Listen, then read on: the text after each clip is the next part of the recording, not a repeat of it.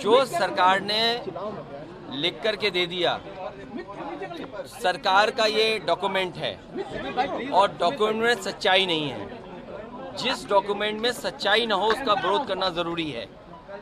क्या किसान की आय दोगुनी हो गई? जो बेरोजगारी चरम सीमा पर है, क्या उसके समाधान है? न्याय की उम्मीद नहीं कर सकते हैं आप? इस सरकार में न्याय की उम्मीद नहीं कर सकते हैं आप? और फिर सरकार ने जितनी बातें इसमें बताई हैं, किसी पन्ने को उठाकर खोल दीजिए आप अपने हिसाब से। स्वच्छ भारत मिशन क्या है? स्वच्छ भारत मिशन किस शहर में कूड़ा नहीं है? किस शहर में नालियां गंदी नहीं पड़ी? और स्मार्ट सिटी के नाम पर जो पैसा आया, क्या बर्बाद हुआ नहीं हुआ? G20 का सपना दिखा रहे हैं, एयरपोर्ट पे कुत्ते घूम रहे हैं। अगर G20 का आयोजन कर रहे हैं, दुनिया को आप शोकेस कर रहे हैं अपना इंफ्रास्ट्रक्चर, अपने सरकार की चीजें, और बताओ एयरपोर्ट पे कुत्ते घूमे? जो आपने गमले लगाए, गमले सूख गए। ये खुशी में तो बुलाया आपने, स्वागत किया, लेकिन उसके बाद क्या? वही जीरो। आप किसी पन्ने को उठा लीजिए, आप फिर बदल दीजिए, किसी पेज को उठा लीजिए।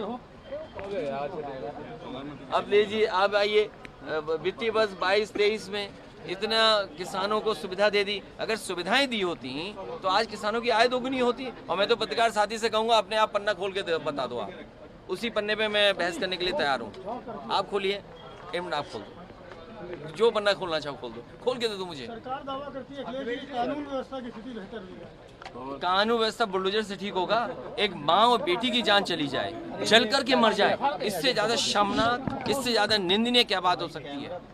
क्या सरकार ये स्वीकार करेगी कि उसी की गलती की वजह से बुलडोजर चला, उसी के प्रशासन की गलती की वजह से जान गई? क्या अधिकारी क्या कर रहे थे वहाँ? आखिरकार जो अधिकारी वहाँ थे, क्या कर रहे थे आखिरकार? क्या बुलडोजर से जान ले ली? क्या दुनिया में, मुझे एक उदाहरण दे दो दुनिया में कि बुलडोजर चला दें गरीब की झोपड़ी पर, गरीब की झोपड़ी पे आग लगा दें और पुलिस भाग गई, प्रशासन भाग गया, जिसकी जिम्मेदारी है बचाना। अगर घटना हो कहीं, हम यही भरोसा करते हैं, उम्मीद करते हैं कि पुलिस और प्रशासन हमारी जान बचाएगा या हमारी मदद करेगा, और वही प्रशासन जान ले रहा, वही प्रशासन बुलडोजर चला रहा। सरकार कह रही है कि सदन में चर्चा कर सकते हैं, हंगामा समाजवादी पार्टी के। अरे चर्चा, हंगामा क्यों कर रहे हैं? चर्चा करिए। क्या सदन में बुलडोजर आएगा क्या? आप बताइए, आप नहीं पीटे गए क्या? अभी आज सदन में जब विधायक, ये कोई परंपरा पहली नहीं है। विधानसभा में चौधरी चरण सिंह जी की प्रतिमा पर हर बजट सत्र में या जब कभी सदन शुरू होता है, जनता के सवाल लेकर के विधायक वहाँ बैठते हैं। क्या जनता के सवाल लेकर के विधायक नहीं बैठ सकते वहाँ विधानसभा के सामने? आपके कैमरे नहीं टूटे? आपको नहीं दौड़ाया गया?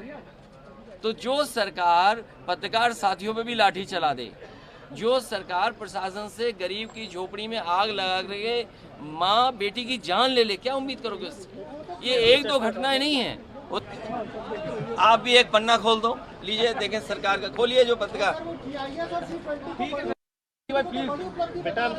अरे पहले गमले बचाओ, तब GIS G20 की बात करना। सर, केशव, आपने बाहरी की बात की है कि योगी आदित्यनाथ की बाहरी से जनगणना करा रही है। देखिए, समाजवादी पार्टी इस पक्ष में जाति जनगणना हो, बहुत सारे दल इस पक्ष में है कि जाति जनगणना हो। न केवल प्रदेश में, देश में बहुत सारे दल हैं जो ये चाहते हैं जाति जनगणना हो, और बिहार ने एक उदाहरण पेश किया है।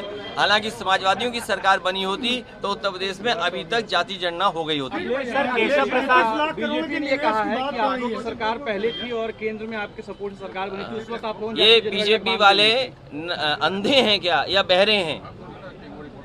नेताजी से लेकर के जितने भी दक्षिण भारत के नेता थे, सदन में जिस समय जनगणना शुरू होने जा रही थी, उस समय इस बात को रखा गया था और उस समय की सरकार ने यह स्वीकार किया था कि जाति जनगणना कराएंगे।